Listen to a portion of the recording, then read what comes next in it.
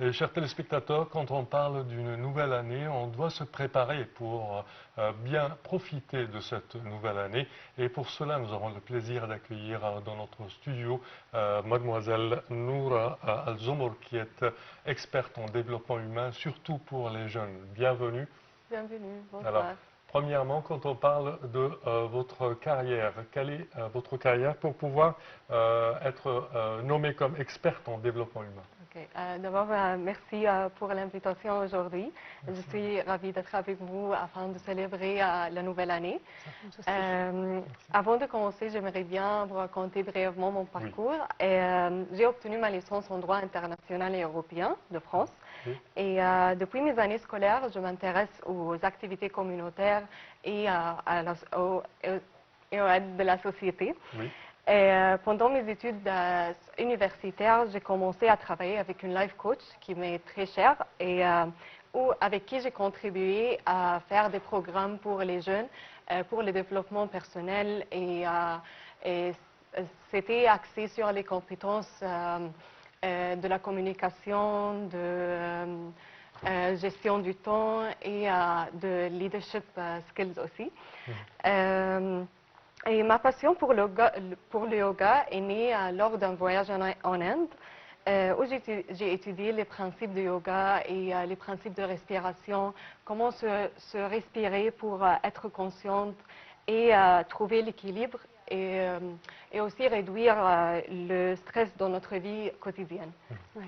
Alors, mademoiselle, en fait, bien sûr, quand on parle de cette nouvelle année qui commence dans quelques instants, c'est vrai que, comme on vient de parler ensemble, c'est vrai qu'il est important de clôturer l'année passée. Oui, alors, qu'est-ce que vous voulez dire par clôturer l'année passée?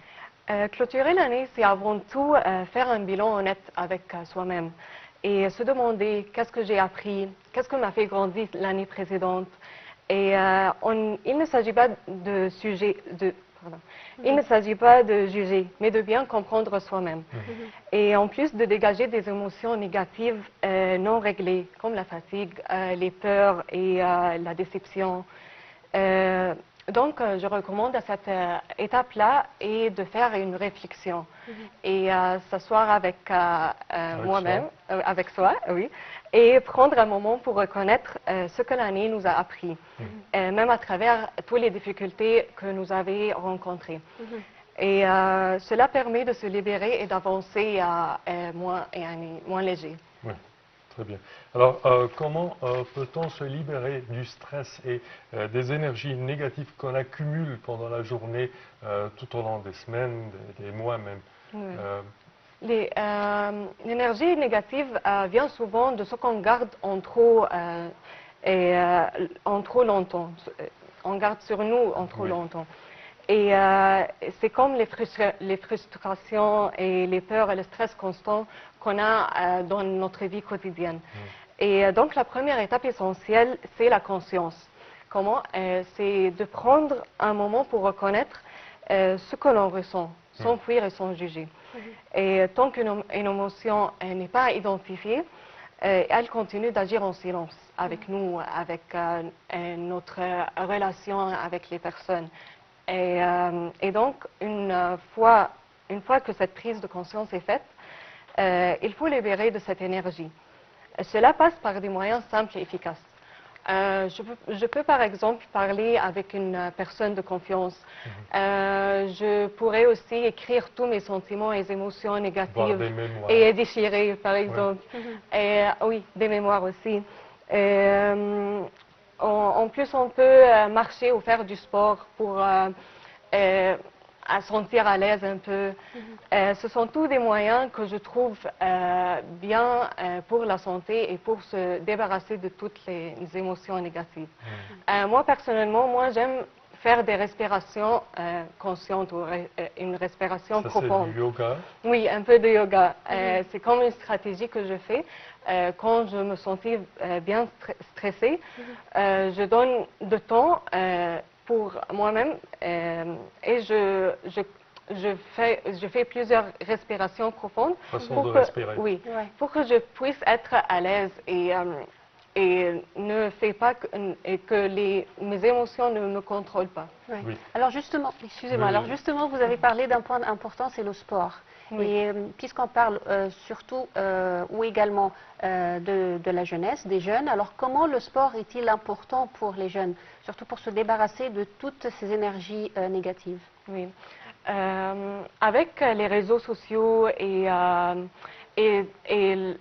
l'accès aux plusieurs choses dans le même temps, maintenant, tous sont qu'ils ne veulent pas bouger ou faire quelque chose, mais au contraire, le sport et l'activité nous fait vraiment à l'aise et nous fait vraiment avoir de l'énergie positive pour être positif dans la vie et faire tout ce qu'on veut.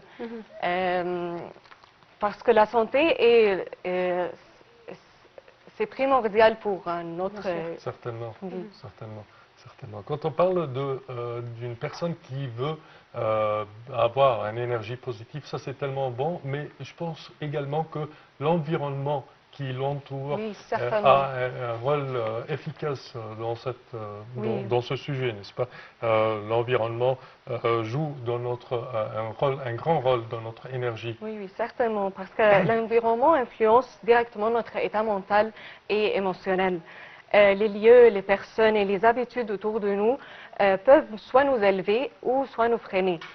Et créer un environnement sain, ce n'est pas seulement ranger sa maison ou son bureau. Bien sûr, cela c'est important d'arranger l'environnement extérieur, mais c'est aussi d'arranger et de régler nos relations avec les personnes qui nous entourent régulièrement. Et c'est aussi de communiquer avec eux s'il y a quelque chose qui me gêne ou qui m'ennuie des gens proches de moi. Oui. Alors, quand vous parlez de l'environnement, alors on peut dire qu'aussi le fait de voyager, de changer de lieu, Oui, c'est très bien important sûr, aussi, bien sûr. surtout C'est de en changer, cette période de fin d'année. plus positive Oui. et d'être motivé à avancer ou faire plusieurs choses différentes dans notre vie. Je pense également la verdure joue un grand Certainement, rôle. la nature et pour faire l'accès des aux balades. natures, c'est... Oui, certainement. Oui. C'est tellement intéressant. Alors, quand on parle de se préparer pour le nouvel an, on doit parler des objectifs. Quelques-uns essaient de se préparer avec une dizaine ou une vingtaine, une liste c'est trop. d'objectifs. Alors là, je ne sais pas, est-ce que c'est utile ou juste prendre un seul objectif et essayer de le réaliser et ensuite faire un autre objectif? Moi, je pense qu'un objectif clair donne une direction, mais pas une pression. Et cela est très important de noter, parce que quand on le perçoit comme une pression, ça devient ennuyeux et on ne veut pas le faire, par exemple. Quand je mets plusieurs objectifs et un objectif récent... Ça donne de la frustration, oui, je dirais même. Et aussi décourageant pour nous. Oui. Alors l'objectif doit être nous motiver et donner envie d'avancer. Et il est aussi important de comprendre qu'on peut remplacer l'objectif ou bien le compléter avec une intention. On peut juste mettre des intentions pour la vie, pour la nouvelle année. Comme par exemple, je veux bouger encore plus que l'année précédente. Je veux manger plus sain, manger essayer plus d'apprendre de nouvelles choses. Oui, exactement. Alors, vous voulez dire qu'on doit mettre des objectifs, mais si jamais on trouve qu'on n'arrive pas à réaliser tous ces objectifs, il ne faut pas désespérer, mais il faut changer, c'est-à-dire diminuer peut-être les objectifs, ou bien trouver juste, quelque chose de mettre plus des simple. intentions et on voit la vie, qu'est-ce qu'elle va nous... Oui. Je pense qu'il y a un point là à ajouter, c'est qu'on doit célébrer le fait d'accomplir un objectif. Exactement, bien sûr. On doit faire comme probablement chaque semaine ou chaque année, qu'est-ce que j'avais fait dans le trajet de mon objectif que je dois célébrer pour moi-même. Peut-être va au cinéma ou n'importe quoi. Alors Noura, si vous me permettez, c'est vrai qu'aujourd'hui c'est en fait les célébrations de la fin d'année. Alors on va s'arrêter pour une petite chanson avant de continuer avec vous cette interview. Ok, parfait.